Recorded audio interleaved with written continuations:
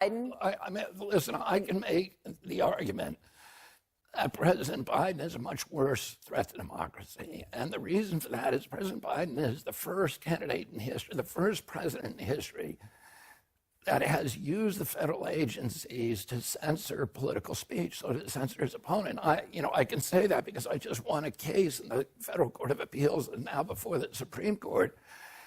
It shows that he started censoring not just me. 37 hours after he took the oath of office, he was censoring me. No president in the country has ever done that. The greatest threat to democracy is not somebody who questions election returns, but a president of the United States who used the power of his office to force the social media companies, Facebook, Instagram, Twitter, to open a portal and give access to that portal to the FBI, to the CIA, to the IRS, to CISA, to NIH, to censor his political critics. President Biden, for the first president in history, to use his power over the Secret Service to deny Secret Service protection to one of his political opponents for political reasons. He's weaponizing the federal agencies. Those are really critical threats to democracy.